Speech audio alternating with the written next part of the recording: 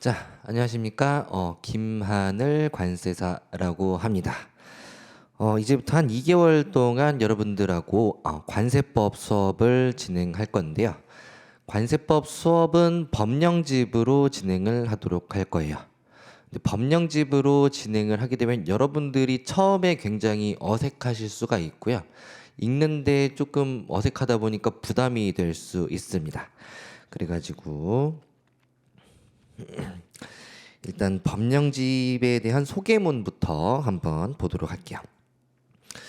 법령집은 총 3개로 구성이 되어 있다라고 보시면 되겠습니다. 자, 법률이라는 게 있고요. 그 다음에 시행령, 시행규칙 이렇게 3가지가 있다고 보시면 되겠습니다. 자, 그러면은 이 3가지를 또 2가지로 나눠 볼 수가 있는데요. 시행령, 시행규칙을 묶어가지고 행정명령이라고 보시면 되겠습니다.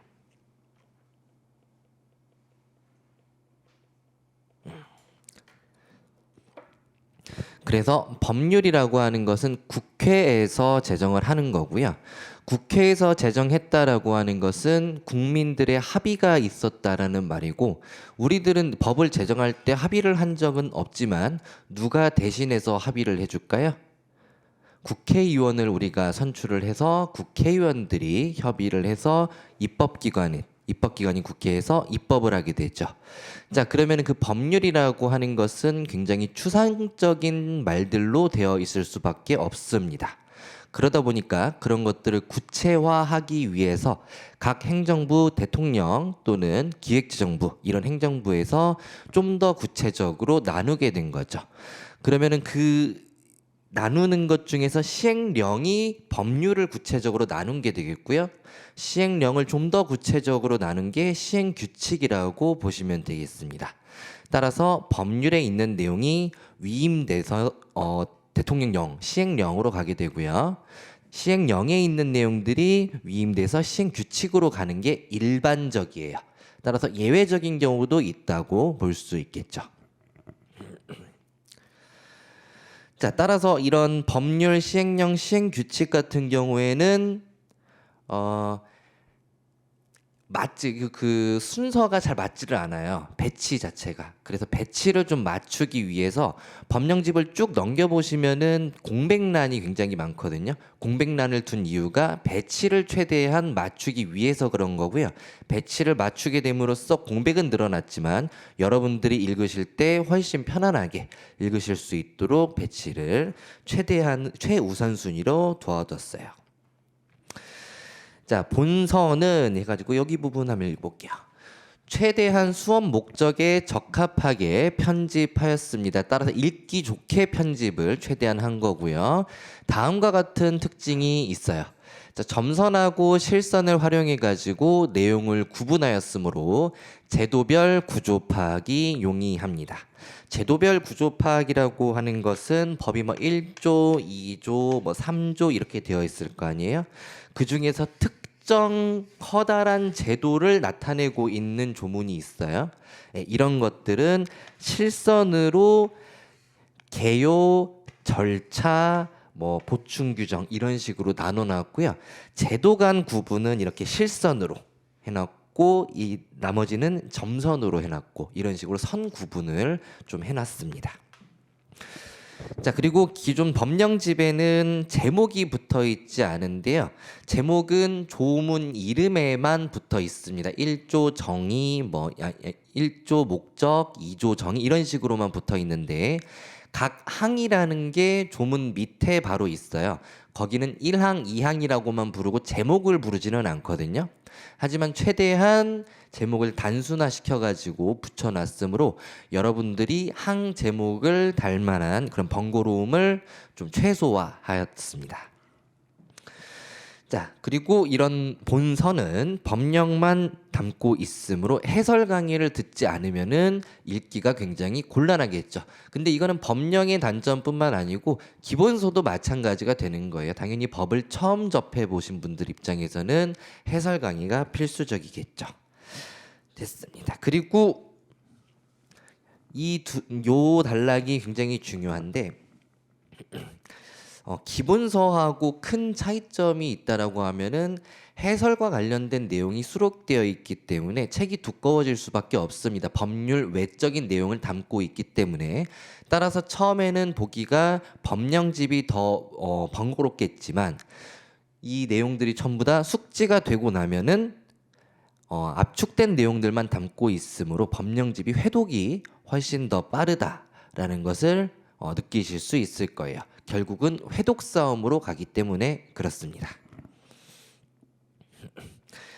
자, 그러면은 관세법이란 무엇인지를 한번 봐야 될 것 같아요.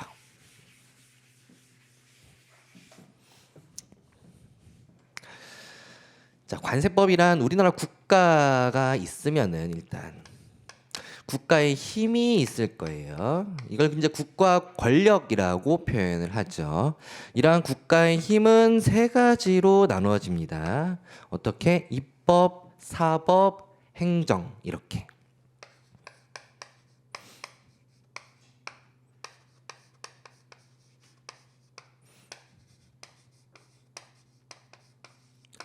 자, 그러면 입법이라고 하는 것은 국회를 의미하는 거고요. 그래서 입법부라는 표현을 쓰죠.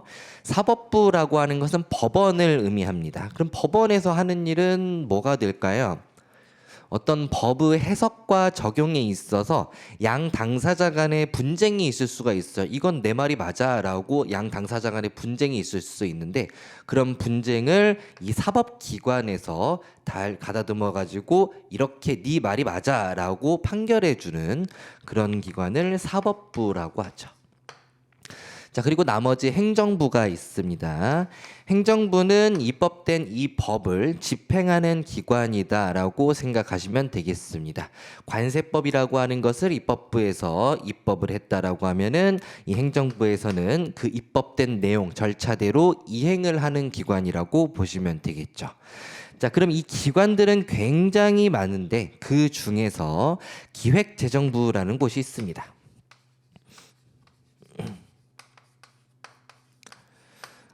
이름에서도 느껴지다시피 재정과 관련된 내용을 다루고 있는 부서라고 보시면 되겠죠.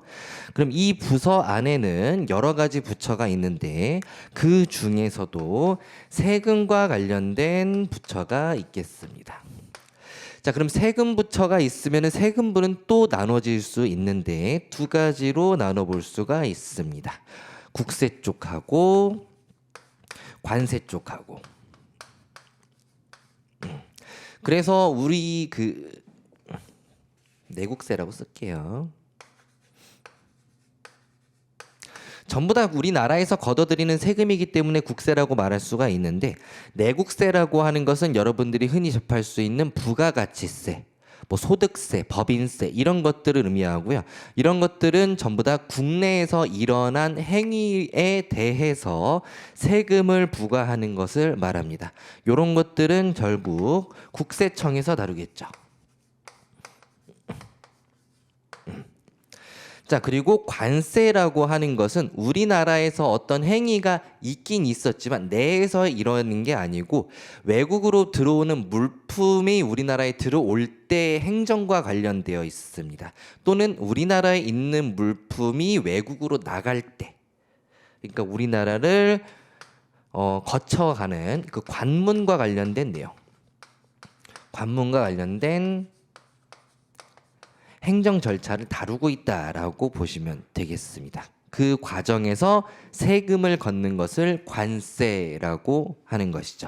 자, 그럼 관세도 역시 청이 있어야 되겠습니다. 그곳을 관세청이라고 합니다.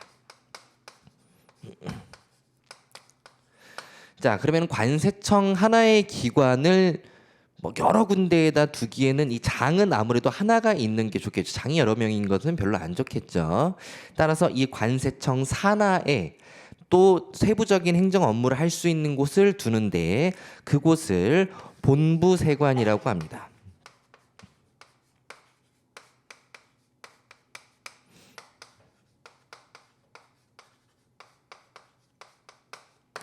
예를 들어 뭐 인천 본부세관, 부산 본부세관, 뭐 어디죠? 서울 본부세관 이런 식으로 각 주요 도시에다가 본부세관을 두게 되고요.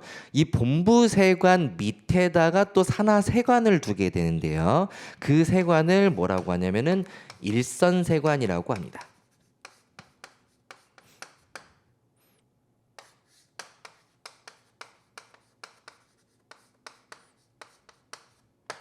자, 그럼 각 부처의 장을 뭐라고 하냐면은 기획재정부에는 기획재정부 장관이 있겠죠. 장관급입니다. 자, 그리고 기획재정부 쪽에 관세 쪽으로 가게 되면은 그 밑에 장이 있겠죠. 이 사람은 관세청장이 되겠죠. 그 밑에 있는 세관들은 본부세관장이라고 부릅니다. 본부세관장. 그 밑에 있는 세관장은 또 일선세관, 그냥 세관장이라고 부릅니다. 따라서 우리가 관세법을 배우면서 당사자를 굉장히 많이 맞닥뜨릴 건데 그 대표적인 사람들이 기획재정부 장관 그리고 관세청장 그 다음에 세관장. 세관장은 본부, 일선 이렇게 나눠지게 되겠죠. 이렇게를 우리가 가장 많이 만나볼 수가 있어요.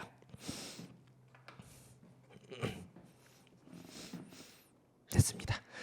자, 그러면은 우리가 이렇게 관세법이 어떻게 되어 있고 관세 행정과 관련한 당사자를 만나봤습니다.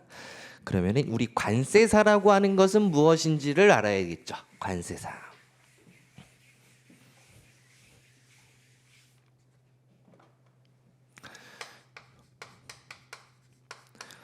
관세사라고 하는 사람은 행정대리인이라고 보시면 되겠습니다.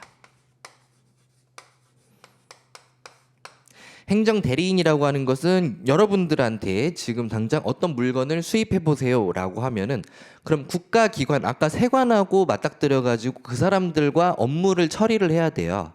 근데 업무 처리할 때 내가 어떻게 해야 되는지를 모르겠죠.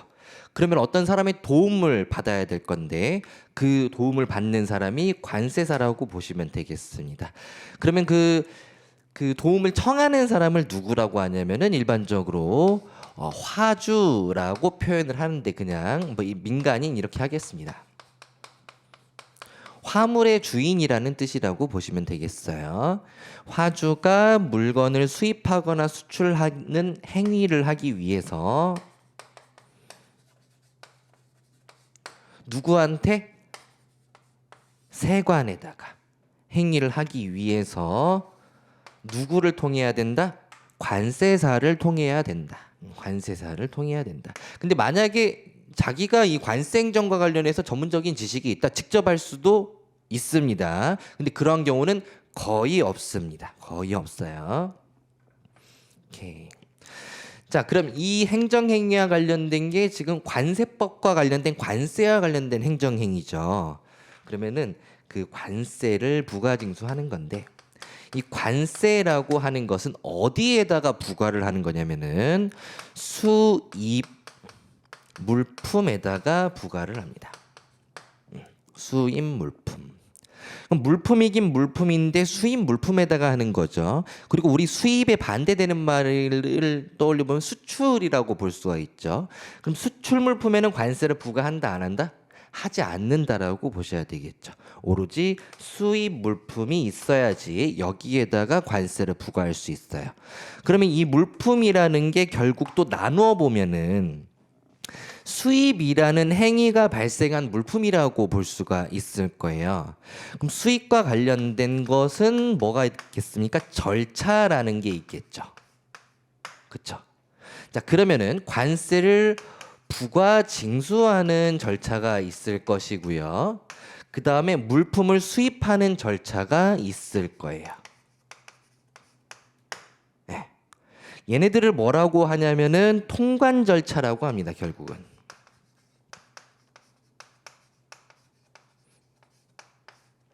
결국 관세법의 목적은 뭐냐면은 관세를 부가징수하는 거, 그 다음에 수출입 통관 절차를 적정하게 하는 거가 관세법의 목적이 되겠습니다. 그러면 관세법의 목적은 이 두 가지인데 이 두 가지를 통해서 궁극적으로 이루고자 하는 것은 무엇일까요? 세금을 왜 걷는지를 알아야 되겠죠. 그게 궁극적인 목적이 되겠죠. 그 궁극적인 목적은 국민 경제에 이바지하기 위해 도움을 주기 위해서라고 보시면 되겠습니다. 이게 모든 세법의 궁극적인 목적인데 이 목적을 다루기 위한 조건이 뭐다? 두 가지가 있더라. 네. 됐습니다. 자, 이거 지우고